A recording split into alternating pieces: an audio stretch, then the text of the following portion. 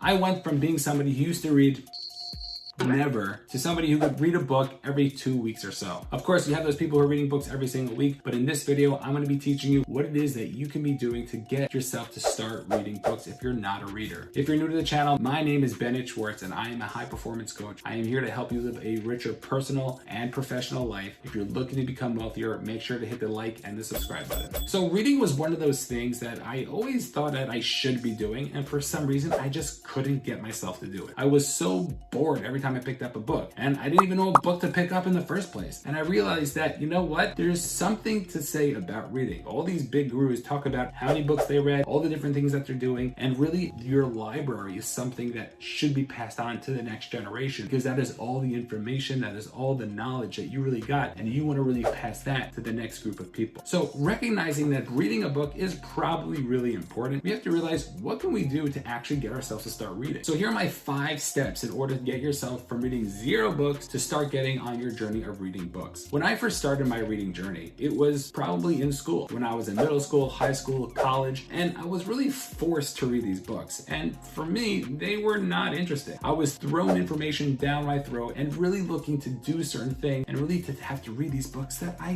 didn't want to be reading. No offense to certain topics, but I just wasn't interested in reading those books. And therefore, I got a terrible taste in my mouth. Think about it. If you were forced to eat something, even if you like it every single day, and a lot of it every single day, it'll probably get nauseating pretty quickly. So the same thing with reading. Recognize, why don't you like reading? What is something about it that you don't like about it? And realize that, you know what? Just because you used to be in a situation where you didn't like reading and now you want to become somebody who does like reading, doesn't mean you need to be reading the same material. We all have a choice on what it is that we get to read. Recognizing that is going to be key in order to get started. And that comes to my first tip of pick a topic that you want to read about. See, with me, I wanted to start reading about mindset. So therefore, I actually picked up a book called Mindset by Dr. Carol Dweck. And for me, that was my first book. And it took me weeks, maybe even months to get through it. But I recognized, you know what? If I want to do something and if I want to really get through a specific category and a topic and become a master or something, I need to start learning about it. So what's a topic that interests you, and really look to hone in on what is a good book in that specific category, then you can actually look to start doing those things for yourself. The second piece of advice is, if you're reading a book and you don't like the book, you don't have to finish it. Those are one of the shifts that I personally had. I used to start reading books and you know what? I wasn't really into it. Even though I spent money on the book, I realized I don't really want to be finishing this book. And guess what? That's okay. And guess what? You don't have to finish it. And just recognizing that, you know what? I don't have to have this pressure that every time I start to read a book, I need to finish it, really took off the pressure of actually even starting books, because you know what? If I don't like it, I don't have to continue. Seems simple, but just realizing that for me personally was a huge idea. Number 3 is this. Recognize that these books are actually something that are going to be more beneficial for us. They're going to be giving us information that are going to be able to help us live the lives that we're looking to live. So realizing that if I can learn this information and I could do this stuff, it's actually going to be more beneficial to me, then maybe there's something to it that I should look into. And when you're reading a book on a specific topic that you really like, realize, you know